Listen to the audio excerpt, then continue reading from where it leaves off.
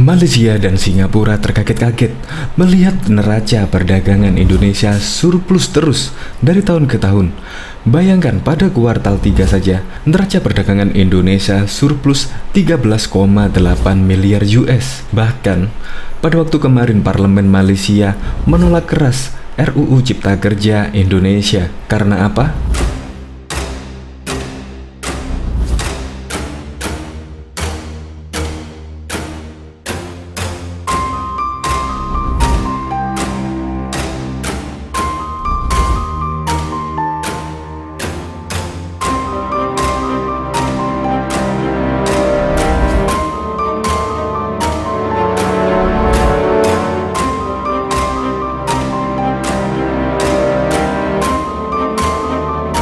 Dari data yang ada, peringkat kemudahan bisnis di Republik Indonesia pada tahun 2016, 2017, 2019, dan bahkan sekarang ini 2020 terus naik dari tahun ke tahun.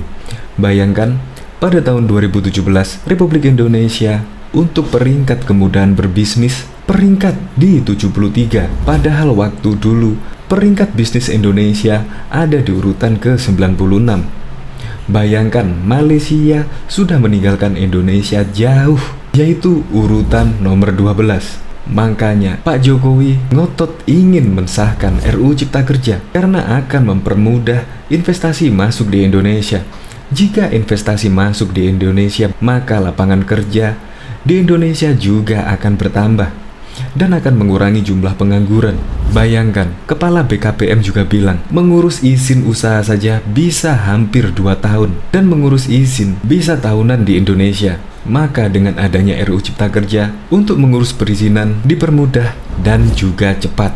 Dan pada tahun 2018, Indonesia naik peringkat, yaitu sebelumnya nomor urutan ke-91 dan sekarang urutan peringkat ke-73. Padahal target Indonesia atau target pemerintah yaitu nomor urutan 40. Dan sesuai rencana Pak Jokowi, setelah membangun infrastruktur begitu masif mulai dari Aceh sampai juga di Papua, Pak Jokowi berharap akan adanya investasi yang masuk, pabrik-pabrik luar negeri yang direlokasi ke Indonesia supaya juga dipermudah dengan akses jalan yang begitu baik dan juga infrastruktur yang baik.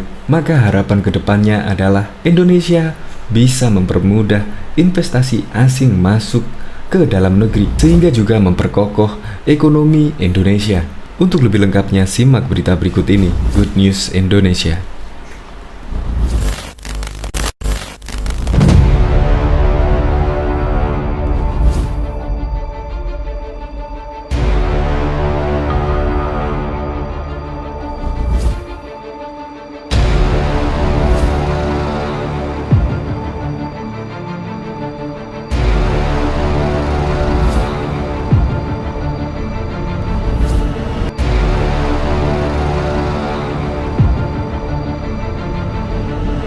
Sebelum menyaksikan video ini, pastikan bosku jangan lupa subscribe, karena subscribe itu gratis plus bonus tonton video terbaru setiap harinya.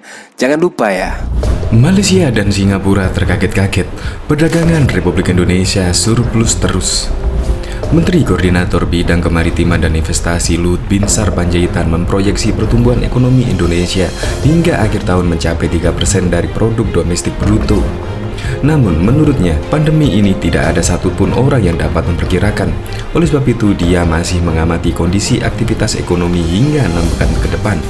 Namun demikian, perlambatan pertumbuhan ini akibat pandemi, ekonomi Indonesia akhir tahun diproyeksikan 2-3%.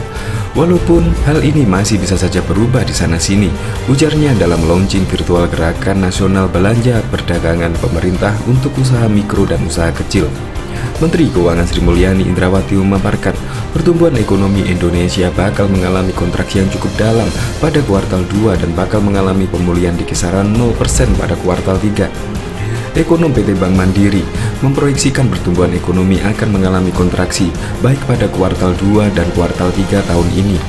Kepala Departemen Industri dan Riset Regional Dendi Ramadi mengatakan pertumbuhan ekonomi di kuartal 2 diramal minus 3,44%.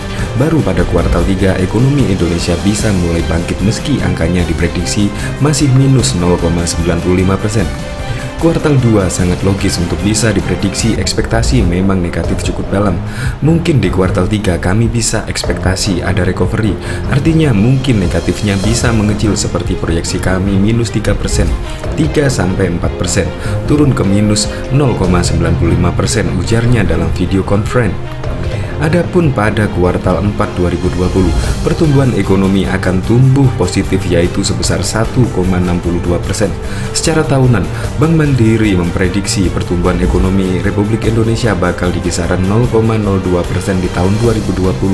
Angka itu berada di kisaran proyeksi pemerintah yang memperkirakan kinerja perekonomian Republik Indonesia bakal tumbuh antara minus 0,4% hingga 2,3% di akhir tahun. Dendi pun menjelaskan, pemulihan pertumbuhan ekonomi akan ditopang oleh pelonggaran pembatasan sosial berskala besar di sejumlah daerah. Pelonggaran itu akan mendorong aktivitas masyarakat sehingga harapannya menggerakkan ekonomi.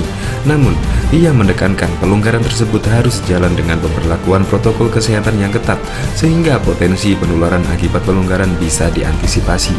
Karena biar bagaimanapun, kalau penularan kasus positif tambah lagi, saya pikir skenarionya bisa jadi beda. Kalau nambah kasus lagi, orang khawatir jadi ada PSBB kedua dan ekonomi turun lagi tumbuhnya. Dalam kesempatan yang sama, Kepala Ekonom Bank Mandiri Andri Asmoro mengatakan kuartal 2 2020 menjadi periode pelemahnya ekonomi paling dalam sepanjang tahun ini.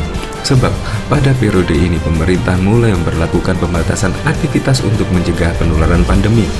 Kuartal 2 ini perlambatan itu turun, diakibatkan ekonomi itu langsung di stop, dibatasi karena dibatasi aktivitas jadi relatif turun drastis katanya.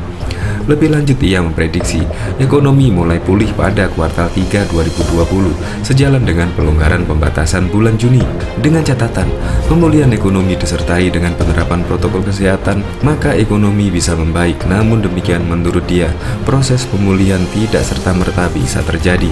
Tapi persoalannya ekonomi recovery tidak bisa dalam 1-2 bulan. Itu yang jadi alasan kami kenapa seiselnya siklus tidak serta-merta kuartal 2 negatif kemudian kuartal 3 langsung positif lagi, ucapnya. Morgan Stanley memasukkan Indonesia ke dalam kategori grup negara Asia di luar Jepang yang berpotensi mengalami pemulihan ekonomi tercepat di dunia. Selain Indonesia ada juga negara Filipina, Korea, Taiwan, dan India. Negara-negara tersebut bisa kembali berdaya perekonomiannya seperti sebelum pandemi ini pada kuartal 4 2020 dan pada kuartal 1 2021, ujar Morgan Stanley dalam riset yang berjudul Asia Economic Mid-Year Outlook seperti dilansir kontan.co.id. Sementara itu, negara yang menduduki peringkat pertama pemulihan ekonomi tercepat adalah Cina. Negara tirai bambu memang merupakan negara yang pertama yang terkena pandemi, tetapi juga akan menjadi negara pertama yang bisa keluar dari belenggu pandemi ini. Perekonomian Cina diprediksi bisa kembali ke sebelum pandemi pada kuartal 3 2020. Sementara negara-negara yang ada di grup peringkat ketiga adalah Thailand, Malaysia, Singapura, serta Hong Kong. Negara-negara ini diprediksi akan kembali ke perekonomian sebelum pandemi pada kuartal 2 2021. Morgan Stanley membeberkan 3 hal yang bisa mempengaruhi kecepatan perekonomian negara-negara. Pertama, seberapa besar dampak dinamika pertumbuhan ekonomi global terhadap struktur pertumbuhan ekonomi negara itu. Kedua, efektivitas respon yang dikeluarkan oleh lembaga untuk menahan efek negatif pandemi yang lebih dalam, termasuk di dalamnya bagaimana efektivitas respon negara dalam menjaga permintaan domestik, tambah Morgan Stanley. Terakhir, pelonggaran atau ketersediaan ruang bagi kebijakan yang sewaktu-waktu akan dibutuhkan dalam menghadapi tantangan pandemi ini. Badan Pusat Statistik BPS baru saja merilis kinerja perdagangan luar negeri Indonesia Juli 2020.